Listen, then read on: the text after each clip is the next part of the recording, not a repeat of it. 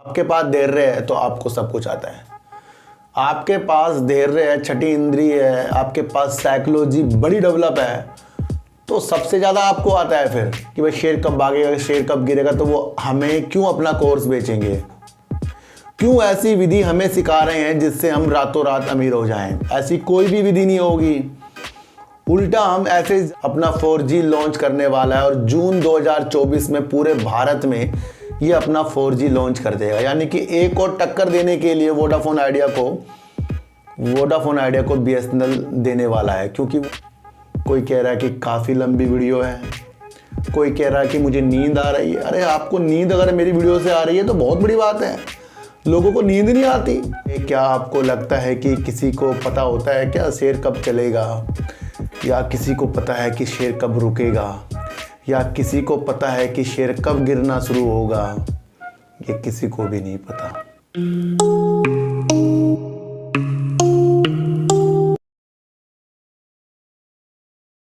नमस्कार, मैं स्वागत करता हूं आपका अपने ही चैनल पर जिसका नाम है सार्थक बाजार से।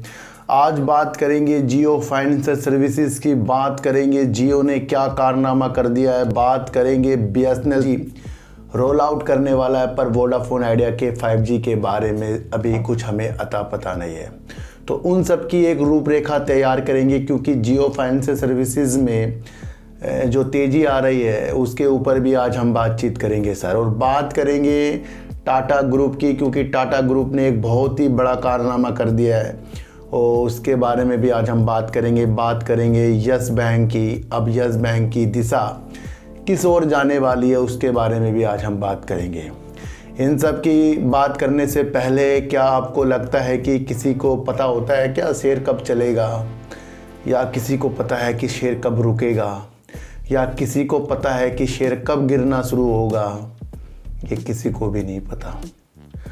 पर वाकई वो चीज़ें पता तो होती हैं जो सिचुएशंस पैदा हो जाती हैं। हमारी छठी इंद्रियां अगर शेयर मार्केट में जागृत नहीं होगी, उसके बाद कुछ भी हमें शेयर मार्केट में समझ नहीं आएगा। जहां लालच वश हम कई शेयरों में फंसते जाते हैं और न्यूज़ की तेज़ी को समझ लेते हैं कि भाई आगे भी वो चीज़ें होंगी, तो उसका एक व्यू बनाने का काम मेरा ये चैनल करता है। पर कुछ 2-3 लोगों को मैं फिर समझा रहा हूँ, भाई ये आपके मतलब का चैनल नहीं है कि किसी को कहना है कि सर 9 मिनट की वीडियो बना दो। कोई कह रहा है कि काफ़ी लंबी वीडियो है, कोई कह रहा है कि मुझे नींद आ रही है। अरे आपको नींद अगर मेरी वीडियो से आ रही है तो बहुत बड़ी बात है। लोगों को नींद नहीं आती। लोग नींद की गोलियां खाते हैं नींद लाने के लिए, और आप मेरी वीडियो देखकर नींद आ रही है, भाई मेरी वीडियो को शेयर करो फिर उनको जिनको नींद नहीं आती। मैं आपको एक चीज़ बताऊं सर, जिन लोगों को मेरी वीडियो समझ में नहीं आ रही है ना, वो एक बार किसी समझदार व्यक्ति या अपने माँ बाप को दिखा दें, उनसे समझ लें, वो समझा देंगे आपको, जिनको एक्सपीरियंस होगा। ये जो उछावले वाले लोग होते हैं ना, ये मार्केट में ही हम जैसे लोगों को प्रॉफिट देके जाएंगे, क्योंकि उनको जल्दबाजी में कुछ चीज़ें समझनी है। जल्दबाजी में यहाँ कुछ भी समझ में नहीं आएगा, और जिसको मेरी वीडियो से नींद आ रही है उन्हें तो उल्टा मुझे पैसे देने चाहिए। उनका मैंने डॉक्टर का पैसे बचा दिए। लोगों को नींद नहीं आती है आज। तो ये तो चलो मजाक की बात है, फिर भी हमें देखना चाहिए कि हमारी वीडियो के माध्यम लोगों को बचाने के हैं या लोगों को फंसाने के हैं। मैंने कई बार कहा है कि अगर हमें पता लग जाए कि शेर कहाँ गिर रहा है, कहाँ उठ रहा है, कब भागेगा, कब गिरेगा, हर एक व्यक्ति अमीर हो जाएगा। क्या ऐसा होता है? सेबी के रूल्स पता है आपको? जो लोग कहते हैं सीधे सीधे बताओ। देखो सर, यहाँ अपनी बुद्धि को ज़्यादा चलाना पड़ेगा, सिक्स सेंस को जगाना पड़ेगा, और जिनके पास टाइम नहीं है उसको तो अपने टाइम के ऊपर अपने धैर्यता को जगाना पड़ेगा, तब जाकर उनको चीज़ें समझ में आएगी। मैं खुद ब खुद कहता हूँ, नादान लोग तो वीडियो मत देखें जिनको समझना है। मेरा यहाँ व्यू किसी को खरीदने बेचने वाला बनाने का नहीं, बल्कि न्यूज है, न्यूज को समझाने के उपलक्ष्य में बनता है।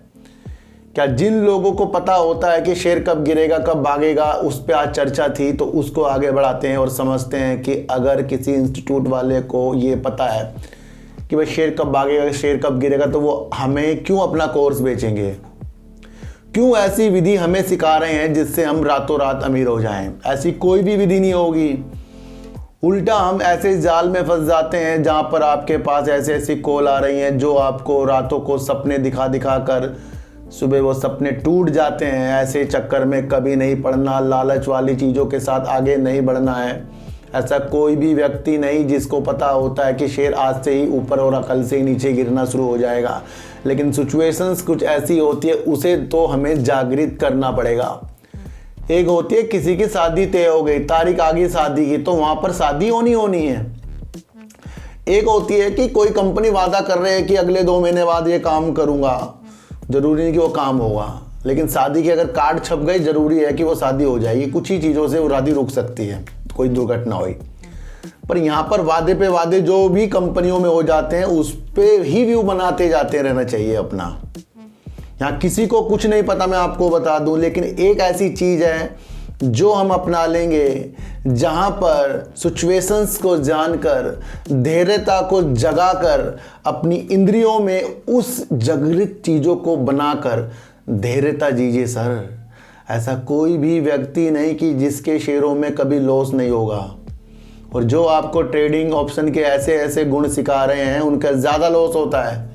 इसलिए इन सारी चीज़ों से दूर हट जाओ। किसी को कुछ पता है, कई दिनों से बता रहा हूँ, अब तो न्यूज़ में भी आपको देखने को मिल गया है कि ये जो दूसरों को हम अमीर बना देते हैं लोग बाग, वो खुद ही गरीब बनकर बैठे हैं भाई। तो समझने वाली बात है, यहाँ पर किसी को ख़रीदना बेचने वाली चीज़ें नहीं, बल्कि एक दिशा पे चलने वाली चीज़ों के साथ हम शुभारंभ करते हैं। और न्यूज़ आती है तो न्यूज़ के ऊपर वीडियो बन जाती है। चार्ट के ऊपर वीडियो बनाना अब तो महाभारत सी साबित हो रही है भाई, कभी भी कुछ हो सकता है। इसलिए आगे के व्यू जानते जाइए और न्यूज़ की चीज़ें समझते जाइए और आगे क्या होने वाला है उस चीज़ की रणनीति अपने दिलो दिमाग में छाते जाइए। और आज से अपने चैप्टर में लिख दो, किसी को कुछ नहीं आता इस शेयर मार्केट में, नहीं तो सभी राजा बनकर बैठ जाते हैं। अगर आपके पास धैर्य है तो आपको सब कुछ आता है। आपके पास धैर्य है, छठी इंद्रिय है, आपके पास साइकोलॉजी बड़ी डेवलप है, तो सबसे ज़्यादा आपको आता है। फिर सिखाने वाला सिखा के जाएगा, बातें सुनाकर जाएगा, लेकिन जो आपको करना है वो आप अपनी बुद्धि से करेंगे। पैसा आपका है, आपकी धैर्यता आपके द्वारा आपको डेवलप करनी है। किसी के पास कुछ ऐसी जड़ी बूटी नहीं है जो आपको खिलाकर आपको महान बना सकता है।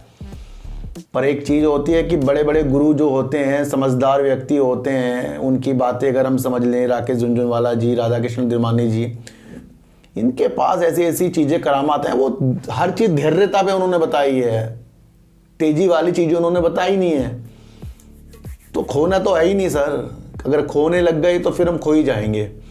इसलिए जिसको वीडियो लंबी लगती है वो अभी निकल के जाए, जिसको समझना है वो समझता जाए।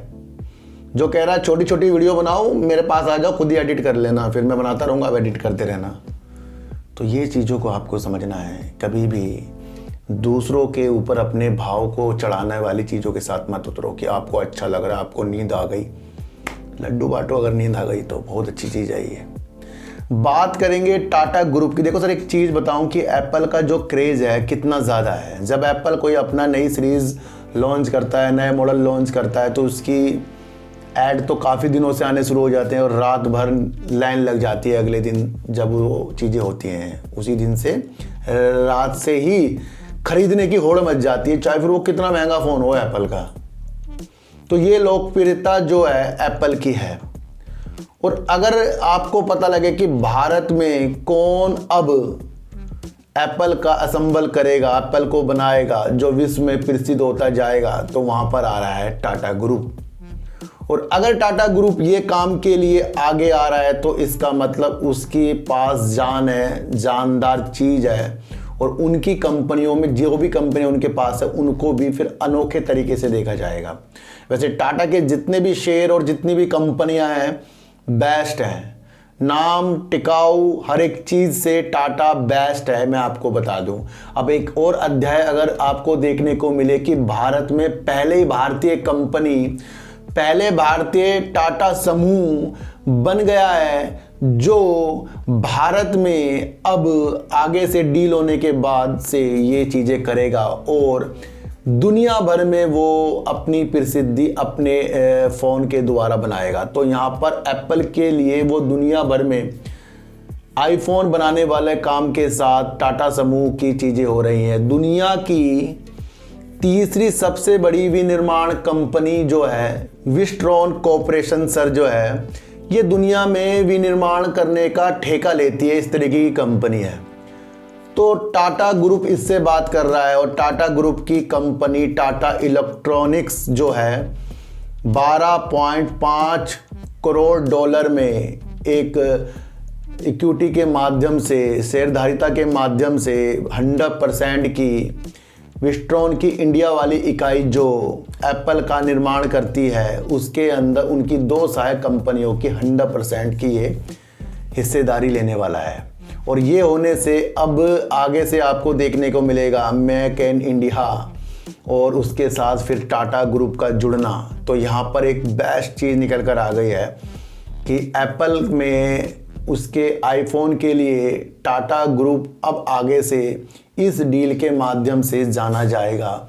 और यहाँ पर एक महत्वपूर्ण चीज़ टाटा ग्रुप के लिए आ गई है। तो यहाँ से टाटा ग्रुप की तरफ अब हमें एक आईफोन वाला हिस्सा भी जुड़ता हुआ दिखाई देगा। वैसे इंडिया में पहले भी कंपनियां आईफोन का निर्माण कर रही है, लेकिन ये पहली भारतीय कंपनी बन गई है और भारतीय ग्रुप बन गया है टाटा ग्रुप।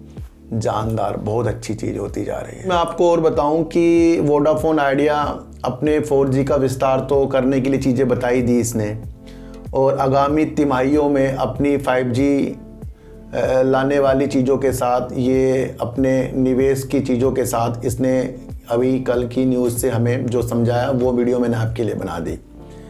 हम हर एक चीज़ को अगर सही तरीके से समझें तो वो हमें आगे की एनालाइज के लिए खड़ा कर देती है।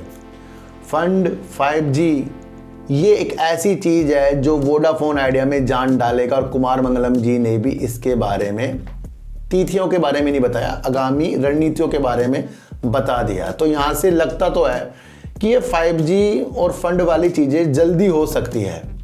तो वो व्यू पर हमारा वोडाफोन आइडिया का एक दृश्य टिका हुआ है। फिर दूसरी तरफ इंडस टावर भी अपने पैसे के लिए कुछ रणनीतियाँ वोडाफोन आइडिया के साथ बना सकता है।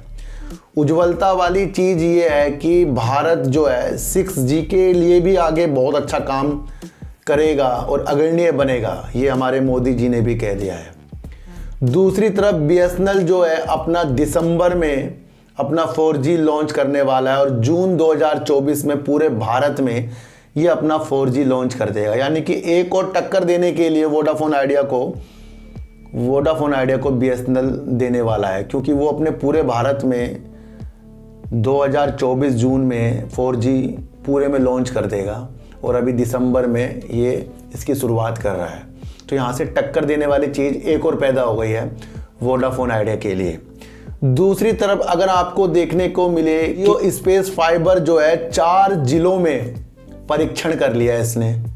अगर ऐसी चीज़ से जियो आगे बढ़ता गया तो ये वाकई ही दूसरी ऑपरेटर को चुनौती देने वाला एक ऐसा टेलीकॉम कंपनी बन जाएगी जो इस तरीके का जियो स्पेस फाइबर लॉन्च करने की दिशा में आगे निकलेगी। और 4 जिलों में जब इसने इस तरीके का परीक्षण कर दिया है तो इसने अगली कंपनियों को हिला दिया है।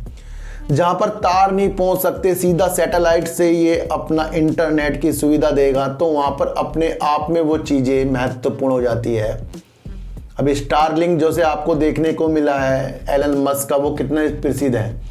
तो इंडिया में जियो ये कारनामा करने के लिए तैयार हो रहा है सर। इससे आपको खुद ब खुद एयरटेल और ये BSNL और वोडाफोन आइडिया टक्कर लाते हुए दिखाई देंगे। तो यहाँ से जियो ने अलग तरीके से जिस तरीके का परीक्षण करके जता दिया है कि वो नंबर 1 तो भाई है और रहेगा ही, क्योंकि ये चीज़ें जो मुकेश अंबानी जी करते जा रहे हैं ये हिलाती जा रही है भाई। तो यहाँ पर आप सैटेलाइट वाली चीज़ के लिए भी इन्होंने परीक्षण कर लिया है। और फिर जैसे गांव दराज में इंटरनेट की सुविधा सिम के द्वारा, टावर के द्वारा नहीं जा पाती, वहाँ पर इस तरीके की चीज़ें अगर हो गई तो फिर उसके तो बल्ले बल्ले हो जाएंगे। क्योंकि वहाँ पर भी आपको देखने को मिला था कनेक्टिविटी जो एक तरीके का अब हमारा महत्वपूर्ण अंग है किसी भी बैंक के लिए। ना आपके ATM में कनेक्टिविटी नहीं आ रही जी, नेटवर्क नहीं आ रहे, क्या होता है, पैसा नहीं निकलता। बैंक में जाओगे कुछ भी काम करने के लिए, वो कहेगा खड़े हो जाओ भाई अभी ना थोड़ा सा नेट नहीं चल रहा है। तो अगर इस तरीके की चीज़ें जियो करता जा रहा है तो यहाँ पर ये और ऑपरेटर को टक्कर दे रहा है। बस अब आपको ये समझना है और देखना है कि क्या कुमार मंगलम जी ने जो कहा है वो कब तक होता है। वो तो इंतजार में ही है। मैंने कहा ना सर, एक तरह से एक चीज़ होना कि भाई शादी है 10 तारीख की, कार्ड बढ़ चुके हैं तो वहाँ पर 90% तो है कि शादी होगी, 10% तो कभी ना कभी कुछ अलग तरीके से हो जाता है। लेकिन अगर हम आगे की रणनीतियाँ बताते जाएं और तिथि ना पता लगे हमें तो वहाँ पर थोड़ा सा मुश्किल सा हो जाता है। तो वहाँ पर BSNL भी अब टक्कर देने के लिए 4G लॉन्च करने की दिशा में आ गया है। ये अपने 5G की चीज़ों को आगामियों तिमाहियों के लिए जो डाल रहे हैं। अब देखना कि ये कब होता है, अगले महीने होता है, दिसंबर में होता है, जनवरी में होता है, कब होता है। जब भी होगा रौनकें बाहर आएंगी, तो उस रणनीति को भी हमें समझना है। अब मैं आपको एक चीज़ और बताऊं सर कि जब भी कोई कंपनी अपना साम्राज्य IPO के द्वारा या फिर वो डीमर्जर के द्वारा या अपने कारोबार से दूसरे कारोबार को अलग करने के द्वारा दिखाती है, तो हो सकता है कि वो शुरुआती में गिरे या भागे। तो वो रणनीतियों में ज़्यादा उत्सुकता हमें नहीं दिखानी चाहिए। मैं कई लोगों से ये चीज़ें देख रहा हूँ कि सर आपने जब से अभी जियो फाइनेंशियल सर्विसेज के बारे में अभी 2 लगातार जो मेरी वीडियो बनी है उसके बाद से इसके अंदर अच्छा उछाल आ गया है। और मैंने कहा था कि 5-10 रुपये का उछाल मुझे नहीं लगता कि इस कंपनियों में अच्छा है। क्या आपको लगता है कि हर चीज़ अच्छी होते होते आपको वो अच्छी लग जाए? उसमें प्रॉफिट चीज़ें देखी जाती हैं सर। क्या आपको लगता है कि ये अपने कारोबार को इन्होंने इस तरीके से अलग किया, क्या ये रणनीतियाँ हमें 2-3 महीने में करोड़पति बनाने वाली, लखपति बनाने वाली, हजारपति बनाने वाली है? बिल्कुल भी नहीं है। ब्लैक रॉक का इंडिया में मुकेश अंबानी जी के पास आकर मिलना इस बात का पुष्टि तो है कि ये कंपनी अच्छी है, पर इस बात की पुष्टि नहीं कि 1-2 महीने में ही शेयर 400-500 जाएगा।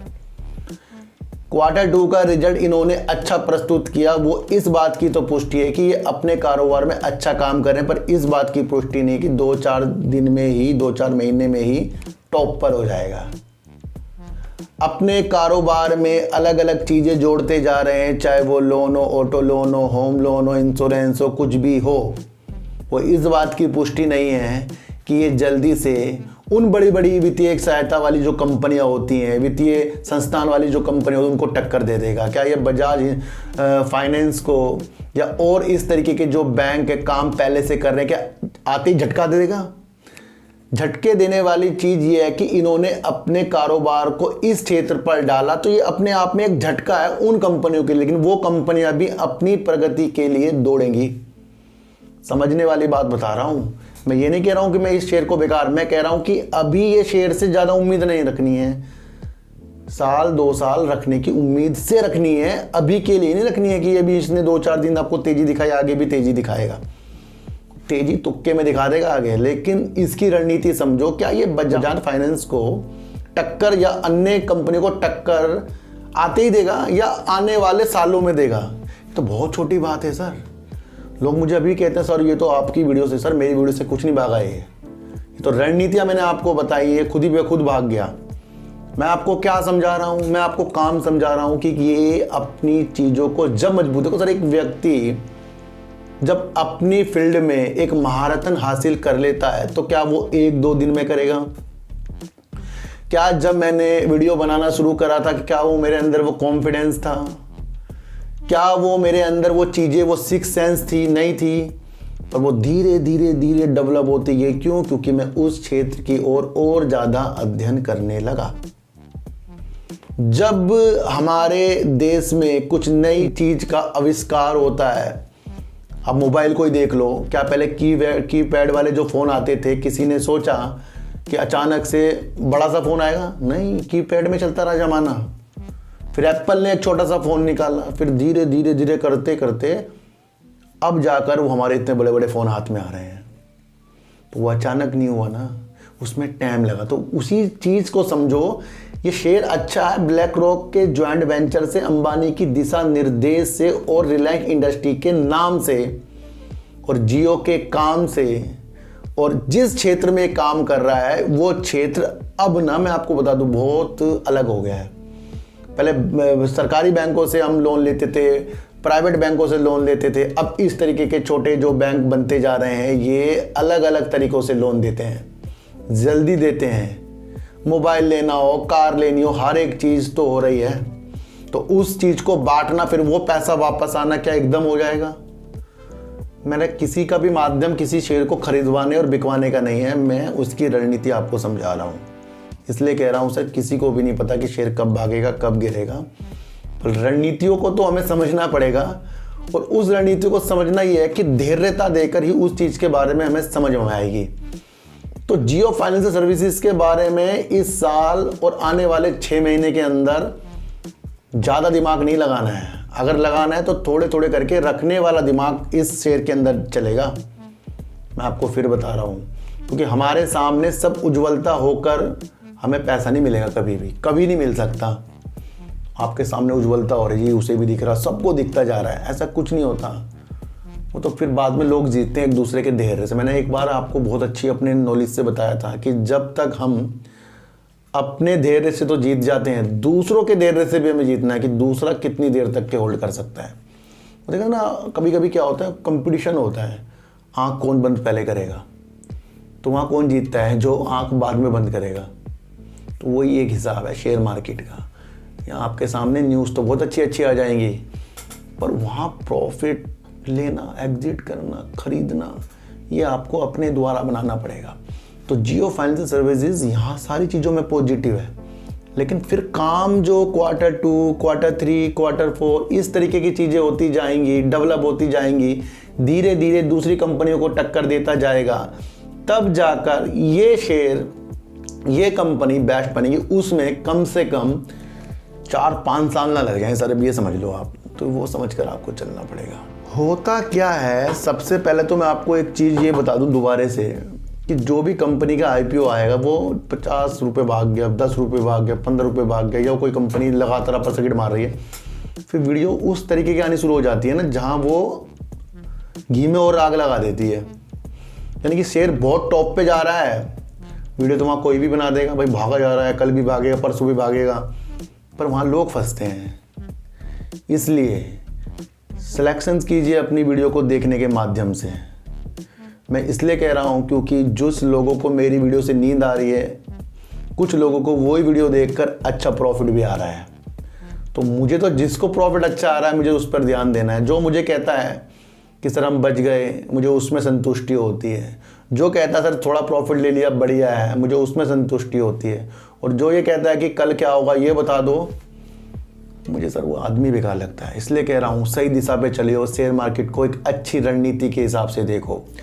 यस बैंक के पास जितना ज़्यादा आपको पता है बैड लोन थे, उसका उसने निपटारा जैसी फ्लावर के साथ एक नई कंपनी ARC के माध्यम से किया, और उसके अंदर ही यस बैंक ने एक पार्टनरशिप, एक हिस्सेदारी ली, वो करीब 9.9% की थी। काफ़ी लोगों को ये दिखता है कि जब जेसी फ्लावर को इसने बैड लोन बेचकर पैसों का ये चीज़ें की, तो उसके बाद क्यों यस बैंक को 9.9% की हिस्सेदारी के साथ उस कंपनी जो इन्होंने बनाई है उसके अंदर आना पड़ा।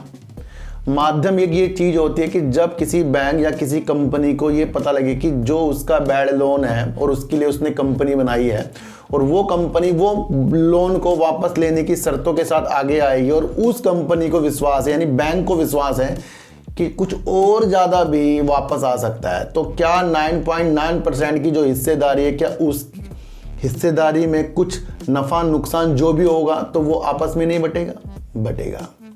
लेकिन देखने को ये मिला था कि यस बैंक की जो 9.9% की हिस्सेदारी जेसी फ्लावर की एक दोनों के जॉइंट वेंचर के साथ एक कंपनी थी, उसके अंदर से कम हो गई थी, करीब 5.01% तक आ गई 9.9% से। लेकिन यस बैंक ने अभी हाल ही में दोनों एक्सचेंज को कह दिया कि जो उसकी ARC में जो इनकी 9.9% की हिस्सेदारी थी, जो अब 5.01% की थी, उसे उसने दोबारा से 9.9% की कर लिया है। काफ़ी लोगों को ये बेकार लग सकता है, लेकिन ये पॉजिटिव चीज़ है, क्योंकि यस बैंक को शायद पता है कि वो चीज़ें हो सकती है कि अगर बैड लोन जो है वापस आता गया तो वहाँ 9.9, देखो सर हम देखो एक चीज़ बताओ कि अगर आपकी किसी भी कंपनी शेयर मार्केट में कोई भी कंपनी लिस्टिंग है, उसके अंदर आपके पास शेयर हैं, तो उस कंपनी का जब शेयर प्राइस बढ़ता है तो उसका प्रॉफिट आपको होता नहीं होता है? होता है ना। समझने वाली बात है। कंपनी ग्रोथ करती जा रही है तो उसका कुछ हिस्सा उनको भी तो मिलता है, जिसके पास जितने जितने शेयर होते हैं परसेंटेज में। इसी तरीके से 9.9% का स्टेक अब इसके बाद दोबारा से आ गया, तो जो कंपनी के लिए वो काम कर रहे हैं तो उसके अंदर जो भी नफा नुकसान होगा वो आपस में चीज़ों के साथ होगा। तो अलग दृष्टि है सर यस बैंक की। हम यस बैंक की दृष्टि को अपने व्यू के साथ नहीं देख सकते कि इसने गलत किया या खराब किया या अच्छा कर दिया। उसने जो भी किया है अपनी रणनीतियों के अनुसार किया है। तो हमें तो यस बैंक की चीज़ों में एक चीज़ें समझनी है कि ये अपने पैरों पे जब खड़ा होगा, हमें तो वो चीज़ें देखनी है। अभी तो बैंकों ने संभाला ही, मैं आपको कई बार बता चुका हूँ। और इस तरीके से अगर यस बैंक 9.9% की हिस्सेदारी फिर से करता है तो ये मुझे तो पॉजिटिव लग रहा है। ये दूसरों को नेगेटिव लग सकता है, लेकिन हमने आपको सारी रणनीतियाँ इसके बारे में समझा दी है। तो अभी अपने रिजल्ट के बाद तो गिर ही गया है, और उसके बाद जिस तरीके से मार्केट में सारे शेयर गिरे, ये भी लपेटे में आ गया है, और कहीं तो इसके 14 रुपये के टारगेट भी निकल के आ रहे हैं। लेकिन हमारी मंशा लंबे समय के लिए, इसलिए मैंने आपको पहले ही बता दिया था। और आगे की रणनीति हमें देखनी पड़ेगी, कब इसके अंदर उजाले निकल कर आते हैं जो हमें जल्दबाजी में थोड़ा बहुत प्रॉफिट तो दे के जाए। और लंबी रणनीतियों के साथ यस बैंक के साथ हमें रहना पड़ेगा। एप्पल के लिए आईफोन का निर्माण करने की स्थिति में टाटा समूह लग गया है, और उसने दुनिया की तीसरी जो विनिर्माण कंपनी है जो ठेके में निर्माण करती है, उसके साथ भारत का 2 कंपनी जो उसकी सहायक है उसका 100% अधिग्रहण करने के लिए बातचीत हो रही है। ऐसा करने से टाटा समूह जो है दुनिया भर में एप्पल के लिए आईफोन को असेंबल करेगा। ये अपने आप में एक पॉजिटिव संकेत टाटा ग्रुप में डाल रहा है, और टाटा ग्रुप में अगर पॉजिटिव संकेत होंगे तो उसके हर एक कंपनियों में पॉजिटिव संकेत ही होंगे, ये आपको समझकर चलना है। जियो जिस तरीके से सैटेलाइट के द्वारा 4 जिलों में अपना इस तरीके का परीक्षण कर चुका है, इससे दूसरी कंपनियों को इसने टक्कर दे दी है। बीएसएनएल ने दिसंबर में अपनी डेट बता दी है कि दिसंबर के दिन वो 4G लॉन्च करेगा, और पूरे भारत में जून 2024 तक वो लॉन्च कर देगा। यहाँ से फिर वोडाफोन आइडिया टेंशन में। वोडाफोन आइडिया के अंदर से कुमार मंगलम जी ने आगामी तिमाहियों में निवेश की चीज़ें 5G में बढ़ाना, रोल आउट की चीज़ों के साथ बताया। तो हो सकता है कि ये काम भी हो, और उसके बाद ही इस कंपनी में बाहर हमें देख लेनी चाहिए। जियो फाइनेंशियल सर्विसेज को बढ़ते कदमों के साथ हमें सिर्फ इस वजह से देखना है कि ये काम अच्छा करेंगे, ये नहीं कि इसका शेयर प्राइस अच्छा होगा। तो वो शेयर प्राइस के होने में, बहुत अच्छा होने में काफ़ी समय लग जाएगा। सारी रणनीति मैंने बना दी है, इसको आपको धैर्यता से समझना पड़ेगा। फिर बता रहा हूँ, किसी को भी नहीं पता कि शेयर कब बढ़ेगा कब गिरेगा। ऐसे जालसाजी लोगों से बचो जो आपके पैसे को 3 गुना बनाने के चक्कर में लगे हों। अपनी बुद्धि को दौड़ाइए, अपनी साइकोलॉजी को मजबूत करिए, पिक्चर क्रिएट करिए, उस पिक्चर पर काम कीजिए, और उस पिक्चर की स्क्रिप्ट जो है न्यूज़ के द्वारा ही बनाई जाती है, उसका भी निर्माण करना सीखिए। तो अपनी साइकोलॉजी में आज से फिर से काम करना आपको पड़ेगा। तो सर चीटी को आटा दीजिए, गाय को रोटी दीजिए, और अपने बच्चों को ज़्यादा से ज़्यादा प्यार कीजिए, क्योंकि बच्चे ही आपकी मासूमियत से किस्मत पलटेंगे। तो फिर मिलेंगे आपसे नई वीडियो के साथ, जब तक के लिए नमस्कार।